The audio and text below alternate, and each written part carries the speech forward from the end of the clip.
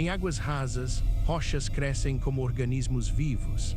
Em algumas das paisagens mais desoladas do planeta, a água esconde estruturas que desafiam a lógica. Parecem formações inertes, mas se comportam como algo vivo, uma contradição física que intriga. Estas são as rochas vivas da Terra, estromatólitos e trombolitos. Criadas por micro-organismos que persistem há bilhões de anos, elas crescem a uma velocidade quase imperceptível para o olho humano, milímetros por século, mas sem cessar. Nossa percepção comum diz que rochas são minerais inertes, e a vida é um fenômeno separado, com um ciclo rápido efêmero. A geologia tradicional foca em forças de escala massiva, tectonismo, vulcanismo, erosão. Mas como algo pode ser simultaneamente rocha e vivo em um sentido geológico? Qual é o mecanismo exato de seu crescimento contínuo e por que essa lentidão aparente é tão fundamental para a própria formação e persistência do nosso planeta? Para entender este paradoxo, observe um lago hipersalino. Ali, em suas águas rasas e turvas, colônias microscópicas de cianobactérias se estabelecem. Elas formam tapetes pegajosos e coloridos na superfície da rocha, aproveitando a luz do sol para a fotossíntese, um processo que libera oxigênio. Enquanto crescem, essas comunidades liberam substâncias mucilaginosas que aprisionam grãos de areia, partículas de sedimentos e minerais dissolvidos na água, principalmente carbonato de cálcio. É um processo de biomineralização constante. Lentamente, essas camadas se acumulam uma sobre a outra. As camadas inferiores, privadas de luz e nutrientes frescos, morrem e endurecem, transformando-se em rocha sólida, cimentada por esses minerais. Mas sobre essa base mineralizada, novas comunidades de cianobactérias continuam a se formar, construindo uma nova camada viva, ascendente. É um ciclo contínuo, vida microbiana crescendo sobre a rocha que ela mesma ajudou a criar, empilhando o tempo em milímetros por século. Esse processo é o que permite que a estrutura continue a crescer, desafiando nossa ideia de rocha estática e inerte. Esta é a primeira grande revelação: a rocha não é apenas o produto de forças geofísicas cegas, como o vulcanismo, a erosão ou a pressão tectônica. Ela pode ser, de fato, o resultado de uma engenharia biológica, um trabalho paciente e invisível de micro-organismos que operam em escalas de tempo que transcendem a compreensão humana. É uma redefinição do que pensamos ser uma rocha, transformando-a de um objeto inerte em um monumento vivo de um processo contínuo e orgânico. Este é um tipo de arquitetura planetária, construída camada por camada, ao longo de eras geológicas, revelando que a própria biologia é uma força geológica fundamental. Mas o que significa um crescimento de milímetros por século quando se fala da história de um planeta inteiro? A verdadeira dimensão e o poder dessas estruturas só são compreendidos ao olharmos para o tempo profundo, para os primeiros bilhões de anos da Terra. Por éons, os estromatólitos e trombolitos não apenas cresceram, eles foram os principais arquitetos da atmosfera terrestre, verdadeiros engenheiros do clima primordial horas há mais de 5 bilhões de anos, quando a Terra era um mundo inóspito, com uma atmosfera rica em gases vulcânicos e sem oxigênio livre.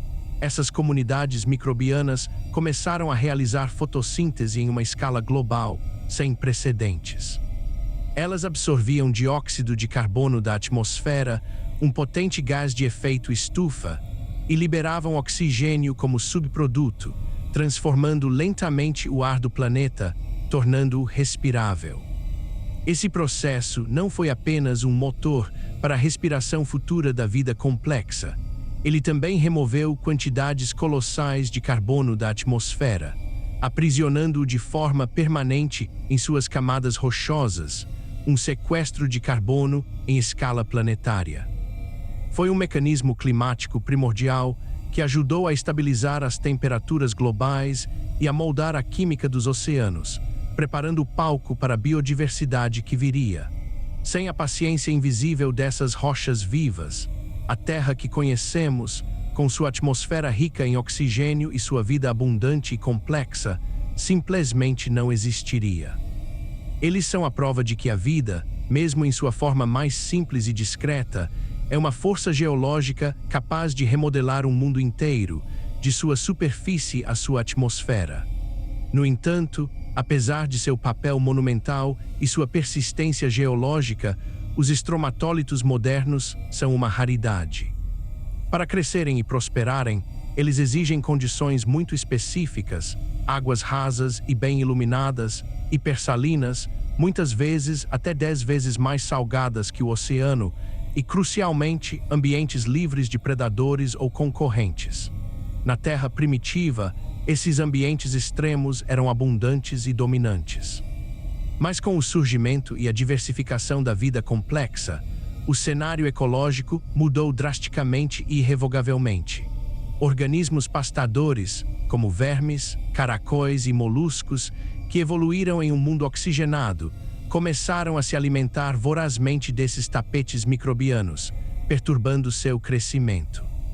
Algas e outras formas de vida microbiana mais complexas competiam pelos mesmos nichos e recursos, superando as cianobactérias em ambientes menos extremos.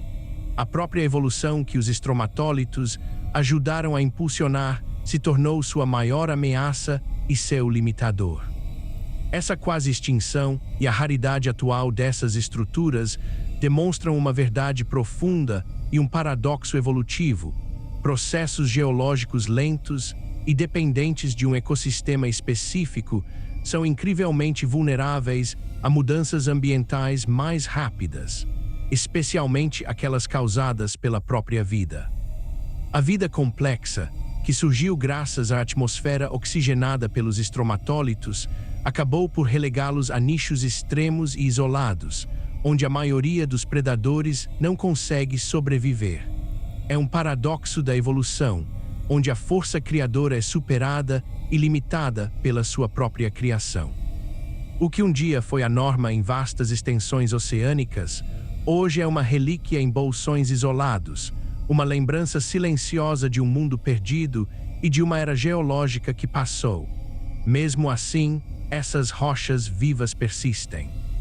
Em locais remotos como Shark Bay, na Austrália Ocidental, e em alguns lagos salinos, lagunas costeiras e fontes termais ao redor do mundo, ainda é possível encontrar estromatólitos e trombolitos ativos, crescendo lentamente, testemunhas de um tempo imemorial.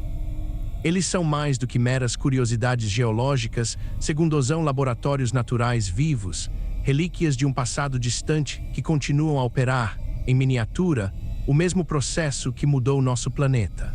Estudá-los é como olhar para um portal para a Terra primitiva, um registro vivo que nos permite entender as condições exatas que permitiram o surgimento e a evolução da vida complexa. Sua persistência em ambientes extremos também é crucial para a astrobiologia. A capacidade desses micro-organismos de construir estruturas duradouras em condições hostis na Terra oferece pistas vitais sobre a busca por vida em outros planetas. Se a vida existiu em Marte, em Europa ou em outras luas geladas, é possível que tenha deixado biosignaturas semelhantes, evidências fossilizadas de uma bioconstrução microbiana que resistiu ao tempo. Essa compreensão nos leva à resolução central: os estromatólitos são uma memória viva da Terra primitiva. Eles mostram que a vida é uma força geológica ativa, paciente e fundamental, que molda o próprio planeta, não apenas habitando-o passivamente, mas reescrevendo sua história física. A estranha rocha que vimos no início, estática e quase inerte, é agora compreendida como um registro de bilhões de anos da história planetária. Sua lentidão no crescimento, antes apenas uma curiosidade, é a própria chave para entender como a vida, em sua forma mais simples, transformou o planeta. As estruturas rochosas em forma de cúpulas e colunas, que pareciam desafiar a lógica, segundosão de fato monumentos vivos da origem da vida e da respiração da Terra. A persistência silenciosa dessas rochas vivas continua a registrar a história de um planeta onde a vida e a geologia são inseparáveis, respirando lentamente através do tempo profundo.